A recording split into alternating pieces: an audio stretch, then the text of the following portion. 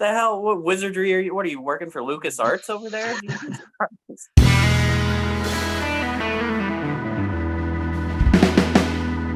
What's up, everybody? Welcome back to Listography. Songs of the Year 1968. Who we got there, Cram? Regina Spektor. Maybe born in 68. Who knows? I don't think so. But 68 is the topic at hand today. I don't know. For me, kind of a weird year. Kind of a little, I don't know. Between 67 and 69, which to me are like massive years. 68 feels a little bit like a bit of a valley, but I don't know. There's a lot of good stuff there still, of course. What do you guys think of 68? I love 68. I think it's better than 67, which was better than 66. And probably 69, that might be the best, but 68 is great because it's a little weirder than the other years that have preceded it. People are just kind of branching out into a whole bunch of different styles, and there's a whole lot more styles that I think are viably like amazing music coming out of it. So I like 68. I had a really hard time whittling it down to 5 songs for each because there's a lot of kind of weirder, a little more obscure albums that I really like from this year. Yeah, I'm with Joe. Every year is just going to be harder and harder than the one before because you're getting those different genres and different styles within rock and pop rock, which is our bread and butter here on this channel. There's not as many, I would say, like golden era, like pop gems this year as compared to the years before, but just the rock hits and the rock songs that chart are just classics. It's off the hook. This was the toughest year for me yet, and I hate it. I mean, I love the year, but I hate the exercise because there's always going to be something that's left off.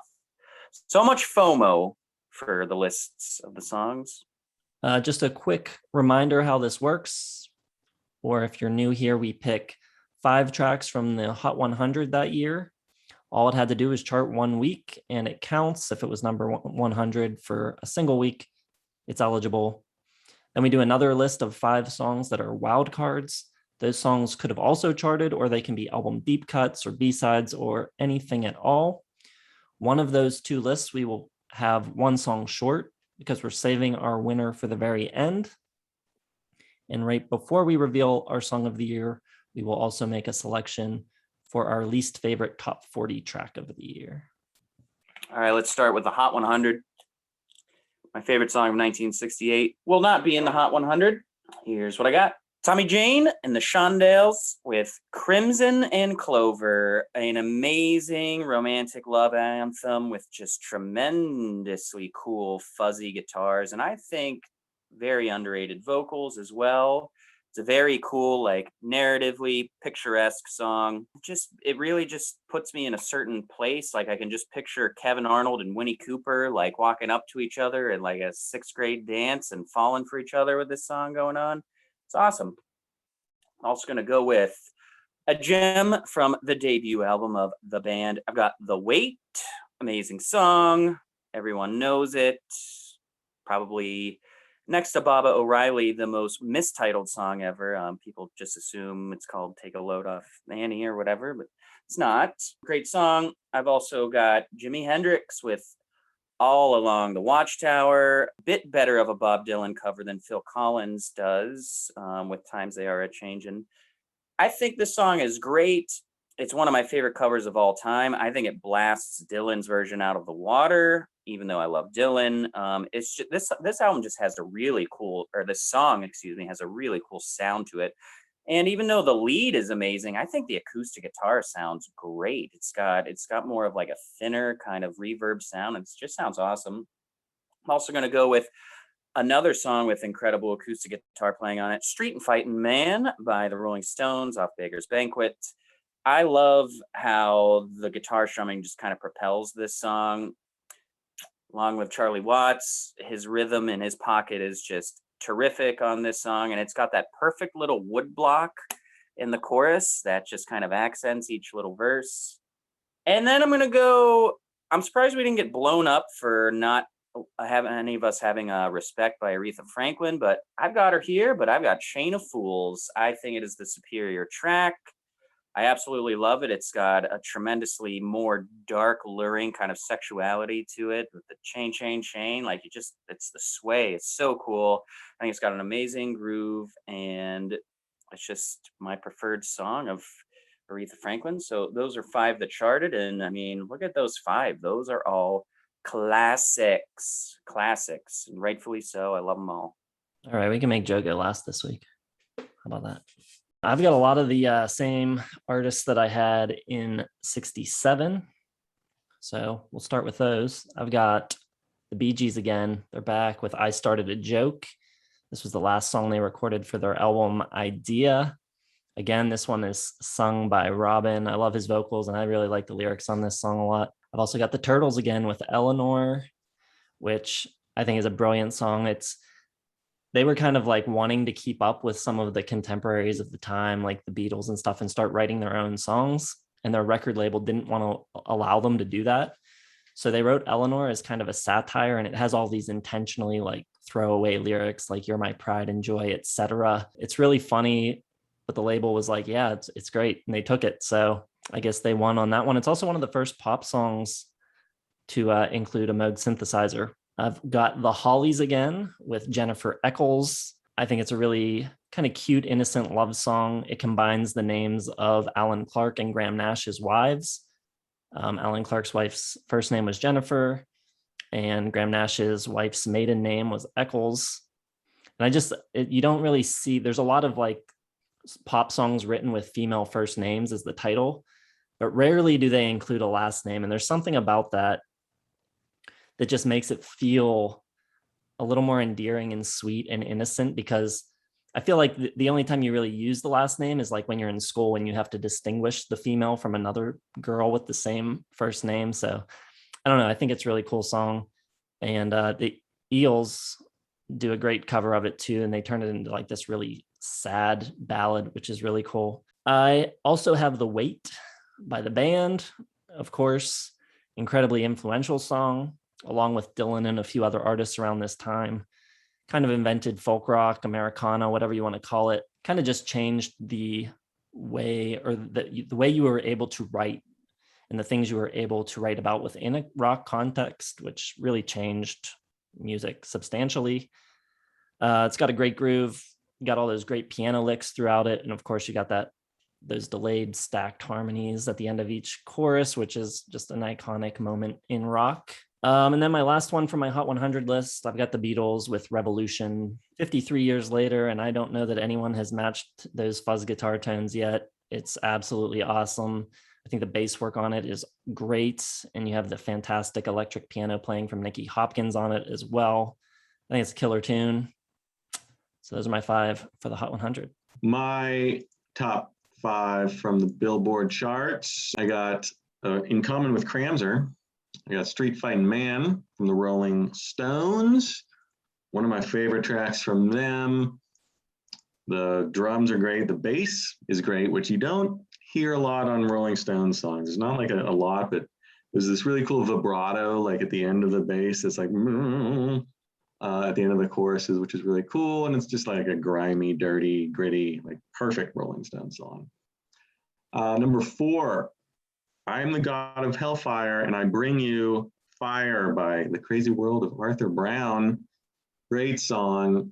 The organ work on this is so good, and he's just so theatrical, over the top. It works for me, obviously. That's my style, and that's just a really kind of cool, like, one-off. I tried to listen to more of his stuff, and it can't quite match that one. Number 3, I got Piece of My Heart, Janis Joplin, Big Brother, and the Holding Company. It's so like dirty and sloppy almost. Like it sounds like deliberately sloppy. That guitar solo is just like so like I'm really high or drunk and I'm just gonna like bang it out. And the whole thing is just incredible. Just the mood and everything that it conjures. And Janis Joplin is just an amazing singer. So that's going on my list. Number 2. I got a little Beatles number you may have heard of, Hey Jude. Just love it. I think the singing is amazing. I think Paul's work, probably his best vocal work. maybe other than Oh Darling or something like that. But it's just like a perfectly earnest performance. The piano is great. And people complain about the na na na na's being too much. I think it's the perfect amount of na na na na's at the end, that long extended outro. Love it. And I'll save my number one on the billboards for the song of the year. The perfect amount of na na na's, just like an Amadeus when he's like, it's too many notes. He's like, no, it's got exactly the right amount of notes. Here I go now. Want to just mention 1,000 quick honorable mentions? No, I'm just going to mention 3 because it really came down to these 3 that got cut. My favorite song off of the White Album, Julia, gets cut. Sympathy for the Devil by Rolling Stones gets cut. And Sweet Thing by Van Morrison gets cut. Here's what didn't get cut, and I will be saving the last one for the victor. I've got a couple of Jimi Hendrix tunes again here. I am clearly the biggest Hendrix guy of the 3. We knew that. It was between me and Joe. Maybe not clearly. It's it. Either way, we both win, Joe, knowing how great Hendrix is. Voodoo Child, slight return, I'll take just because it's a little shorter. Full 15-minute version is also great, but I mean, good Lord, the guitar work on this is just unreal. How can you not love it? And underrated vocal performance as well. Here's the other Jimi Hendrix tune, my actual favorite Jimi Hendrix song, which is nobody else's favorite. It's an old blues standard, but he rocks the shit out of it. It's Come On Baby, Let the Good Times Roll. Just that classic blues structure where he's bouncing between the rhythm part and the lead. Making him kind of operate in those little stanza windows just make it so much cooler, like what he can do really quick like. And it's just a great song. It's a great blues hard rock song that he turned up and just rocks it. I've also got a beautiful little song by Simon and Garfunkel called America. It's got just fantastic soprano. Is it soprano sax on it? Well, it's some sort of sax. I don't do instruments. But it's got tremendous sax on there. It's a beautiful song. The lyrics are so cool. I love when he says, be careful, his bow tie is a camera. Just a beautiful song. And then finally, my favorite song off of Beggar's Banquet, little gem called Salt of the Earth, that they wrote, inspired by John Lennon. They wanted to do sort of a blue collar anthem for the common folk, and they do it, but they do it with this really cool nihilistic kind of approach, toasting the good and the evil. Very cynical, but also kind of gets you like a rally cry at like a bar, like you can cheers it together, like knowing life kind of sucks, but at least the Stones are here for you. Very cool. I think it's a very underrated Stones track, Salt of the Earth. And then I will save my winner when we talk about the winners. All right, my wild card picks, going back to the band with Tears of Rage. Very different track from The Waits. This one is a co-write with Bob Dylan. Bob Dylan and Richard Manuel wrote it. Really soulful, a little bit gospel-y.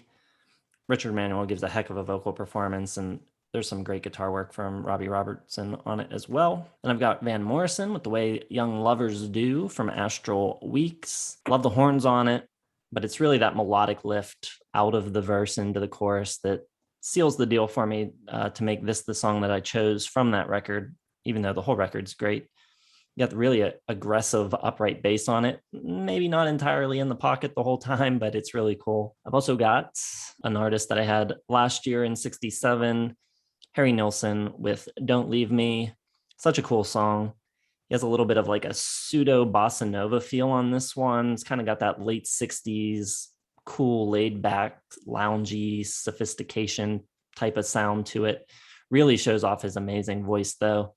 I think he's a tremendously underrated singer, shows the full range of everything he can do. It's really silky and smooth in parts, but also gets a little gritty at times. I think that whole record is fantastic, nearly flawless, but that's a standout from it. And then we'll go back to the Beatles, to the White Album with Dear Prudence. This song was written when the Beatles were in India by John, written for Mia Farrow's sister, who was there with them, Prudence Farrow, who was obsessed with meditating and wouldn't come out. So this was John's call to get her to come out and hang with them. Donovan was there as well and kind of showed John the claw hammer picking technique that he used on the song. The bass on it is so cool, though. It was really tough. I did a Beatles tribute show years ago, and we did this song, and learning this bass line was tricky. It's deceptively tough. Some incredible drum work on it as well. But yeah, those are my wild cards, holding back my number one. Interesting. A lot of good Beatles tracks to choose from this year. The big boys just out in full force. There's so many good Stones and Beatles and Hendrix tracks. Sucks trying to narrow it down. Number 5, Cramser had one of her songs. I'm gonna go different direction. I got Think by Aretha Franklin. Yep, between that and Chain of Fools, wow, there's like 8 or 9. She had 2 albums come out this year, and they were both great. So it's tough to pick, but I think Think is my favorite of Aretha's gems from this year. Number 4, and one I have in common again with Cramser, got Voodoo Child, Slight Return. That wah pedal opener is so good, and I love the line, standing next to a mountain, chop it down with the edge of my hand. That's so cool, the imagery. He was a cool dude, more than just guitar. He had some cool lyrics as well. Number 3, the band that invented folk rock, country rock, psychedelic rock, all the rocks, really. The Byrds, my favorite track from this year. They had 2 great albums, but I'm going to go with Hickory Wind, written by Graham Parsons. Just love it. One of only 2 originals from Sweetheart of the Rodeo, which is odd, but both were Parsons tracks and they're both great. And then there's a great cover of Bob Dylan, You Ain't Going Nowhere. This just such a good album. Very out of left field, just completely country, basically. So it's tough because I love so many tracks off that album. And then my number 2 is going to be from the Zombies, and I could have picked so many tracks off Odyssey and Oracle, but I'm going to go with Care of Cell 44 is my favorite from this year. Just the masterful Baroque pop. The vocals are so good between the band. It just sounds so cool. And I love the lyrics that the subject of the song is in jail and they're singing to her. Like, it doesn't come out until like the second verse or something. So it's like this weird like change up that you don't really expect. So I love this track, but there's a bunch of other ones from this album that I could have picked. But number 1 though, I Heard It Through the Grapevine by Marvin Gaye, which neither of you like, completely inexplicably. I love this song. I love the rattle, little snake, whatever instrument it is, maracas or something at the beginning, sort of signaling what's going to happen. And that like menacing electric piano lick. Marvin Gaye kills it, of course. I love that the female backing vocals are lower and a little menacing. Like it's not like that high, like piercing, like up tempo kind of female backing vocal. It's kind of dark and lower. And the whole song just has a great menacing vibe to it. So I love it. I have no idea why you guys don't like that song. I think it is just amazing. Was it the CCR listography we did when that came out of the closet for me and Jason? How we don't like that song? That was very upsetting to me, and I think a whole bunch of the commenters also picked up on it. Well, don't worry. Even though I don't like it, it's not my least favorite of this year. So are we ready to do our worst of picks? All right. I usually go with songs that most people love that I can't stand just to piss everybody off. But I'm going with an obvious one here. I got Young Girl by Gary Pluckett. Really lovely little ditty about falling for a young ass girl, not old enough, by his disposition, which is really troubling because the lyrics and everything are kind of playing off like, I know this is wrong. But don't tempt me now. And he's like kind of passing all the blame off on this girl. He's like, oh, you better run. I don't know how long I can keep myself under wraps. Or you're just a baby in disguise. Something about you know better to get alone in a room with me. And it's just a little, it's just a little, not a very good track. Bizarrely disingenuous and apologetic about this situation this guy has got in. So no dice. All right. Well, going through 68 and 69, this band has a whole bunch of songs on the charts and they all suck. This band is so terrible, but I'm going with the most obvious one. I've got Yummy, Yummy, Yummy by the Ohio Express. Just such an annoying song. And I don't even want to think about what I've got love in my tummy means. Food Baby, dude. That some of the songs you have liked, that one seems like it should be right up your alley. It's catchy as hell. Come on. It's something about the food. It's beans, vegetables, food stuff with Jason just never works. No food songs for Jason. Nothing about gastro anything, digestion. It's just not working for you, dude. The food. Wait till we do the cranberries out there. Oof. Well, yeah, that's a good choice. I almost picked that one. Although I also think Jason should probably like it based on his picks in the last couple of years. I'm going to go with a really obvious one. I got the 1910 Fruit Gum Company with Simon Says, like sweet Simon Says to like really poorly sung and or arranged music. Like, I don't know how this was so popular. And they have a bunch of, I had never even heard of this band before until we started doing this, but they have a bunch of like really gimmicky novelty songs like this. And they are just the worst. Simon Says, don't listen to this song because it sucks.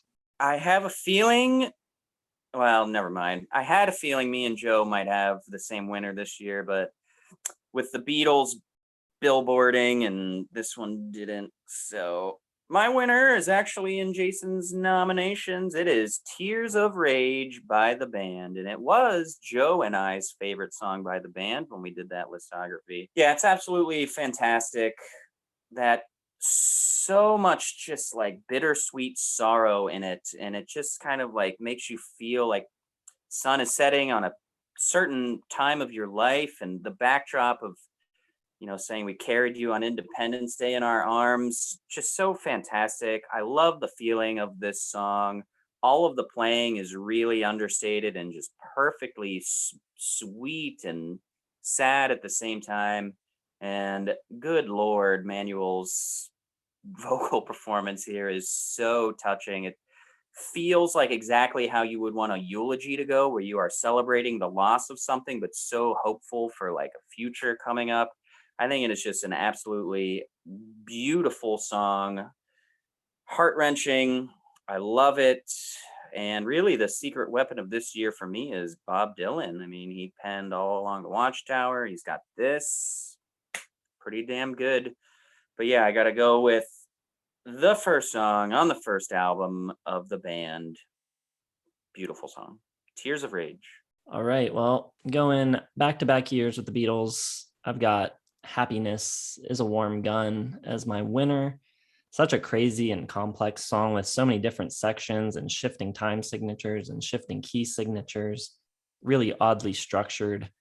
I just think it's a great example of the Beatles' unmatched creativity in this era. Such a cool song. I love it. Love like the kind of doo-woppy section, and then you get those awesome leads. And, you know, as disjointed as the White Album kind of was, and they were all sort of starting to splinter apart and work on their own, this is a track where they kind of all came together. And I think it was so complex that they kind of needed to band together to make sense of what this song was. So it's just awesome. I love it. Beatles again, huh? Well, that's interesting. I have Tears of Rage in my honorable mentions because, yes, amazing track. Definitely. I was never the band guy until we did the listography, but that album in general has really risen up my all-time charts, and that is the best song off of it. But I got to go with the opposite of what Jason just said. Very down home country, just a beautiful song, sung perfectly, performed perfectly. I got Wichita Lineman by Glenn Campbell. Campbell, who's part of the Wrecking Crew, got the rest of the Wrecking Crew to come on this track. And I just think it's so like cosmic country, like completely separate from like popular music in general. Just right from the opening descending bass line from Carol Kay, that doo-doo-doo-doo-doo, and then just the strings come in. It's just beautifully done. I love the way the instrumentation kind of mimics like Morse code and like the whine of a telephone line. And I just think the lyrics are really great. You get a just ridiculous overarching sense of loneliness. And it's just one of the best songs I think ever written, and one of the best performances ever, and top 10 song for sure for me. So definitely, as much as I love all these other songs, this is, all timer on par with God Only Knows.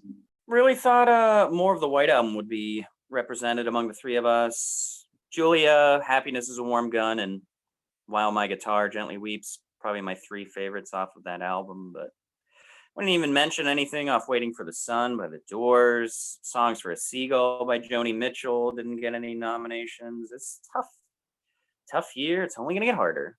I'm a little down on the White Album lately, but it's obviously great.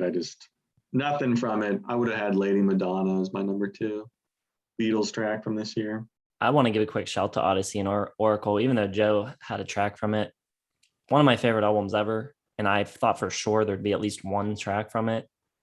But it's one of those, like, every song is super good, but there's not that one track that kind of rises to the top for me. So it just missed. I think there's going to be a lot of albums coming up like that. Looking ahead to 69, I've got an album like that as well. That's kind of the problem now with some of these albums that are so good all the way through. I can't pick out one song. So like, I could have picked 4 or 5 different songs from Odyssey and Oracle, and they probably could have made it my entire top 5 on any given day, but you just can't pick one. So you have to like pick one to represent like the whole experience. And it's very tough and annoying to do these lists now. Remember to go vote. We'll have a link in the description to our website where you can go vote for which of our song of the year is your favorite. You've got 3 distinctly different songs this year to choose from. So that should be interesting to see how everybody votes. Beatles are gonna win. Come on. The Beatles always win. Doesn't even matter. It could be Piggies. They would win. You're like the George Steinbrenner of the channel. You just keep picking Beatles songs just because you want to win. You just want to win. You don't even like the Beatles, dude. We'll see. I got a couple more chances to pick the Beatles, but I don't know that they're going to get another win. We'll see. But yeah, check out the website, and we'll have playlists on the website and direct links to them down in the description as well. Hit the like button if you enjoyed the video. Subscribe to the channel if you have not subscribed yet, and hit the bell for notifications. And we will see you next week. We've got TV on the Radio coming up, me and Cram, and then 1969 on Friday. Thanks for watching. We'll see you then.